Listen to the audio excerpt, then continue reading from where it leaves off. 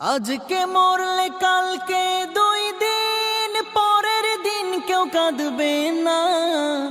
যাদের জন্য করলা কামাই মরলে তারা চিনবে না।